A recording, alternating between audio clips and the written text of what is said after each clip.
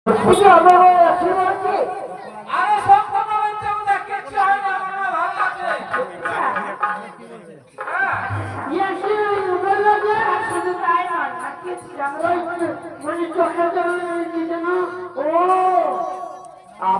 চোখে কিছু হয়েছে?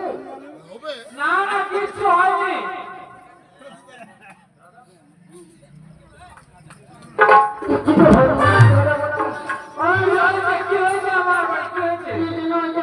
বড় বাসার মধ্যে ঢুকাই দিয়ে যে ওই ইয়ে করে না ছবি,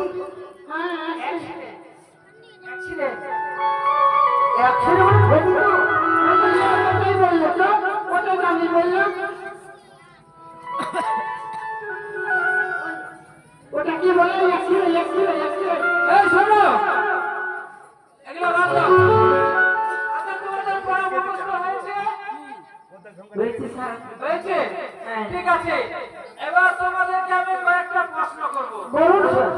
এই প্রশ্নের উত্তর যে দিতে পারবে তাকে পেট ভর্তি মিষ্টি খাওয়াবো। আমি দিতে পারি না। পারবে তো? ঠিক আছে। আচ্ছা বলো, এই ভারতবর্ষে বিশ্বকবির নাম কি? ওরা আগে মারবে নাকি স্যার? বলো তুমি বলো। বাঁধাকপি। ও বাঁধাকপি, তাই তো? আচ্ছা তুমি বলো।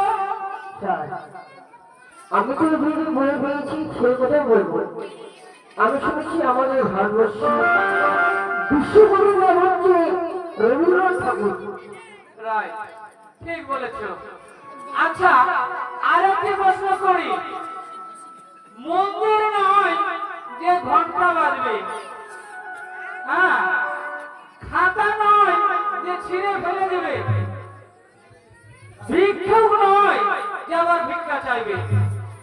বলো, এই তিনটি কথার একটাই উত্তর। যে বলে দিতে পারবে তাকে পেট ভর্তি করে মিষ্টি খাওয়াবো। আমরা তো পারবো না স্যার। কি করে হলো? মানে ওই মন্দির নাই ঘন্টা বাজবে, যখন যে ওই স্টেশনটার নামে তখন ধান করে ঘন্টা বাজিয়ে দিল, ফোন করে খেলে গেল। আর যখন বলে যে কেমন ছুটবে, বলে তিনটে দিনে, আর দিনের একটা বলে মন্দিরে ভিক্ষুক, যখন টিকিট করে তখন ওখানে পয়সা তখন ভিক্ষাকে। ঠিক বলেছো। আচ্ছা আরেকটা প্রশ্ন করি। বলেন স্যার। দেখো, এই বাড়িতে আজ একটা দুর্গাপূজা হচ্ছে। যে কোনো রাজার বাড়ি একটা দুর্গাপূজা হচ্ছে। দুর্গাখানা তৈরি করেছে 10 হাতে, আর দরজাখানা হচ্ছে মাত্র 3.5 হাতে।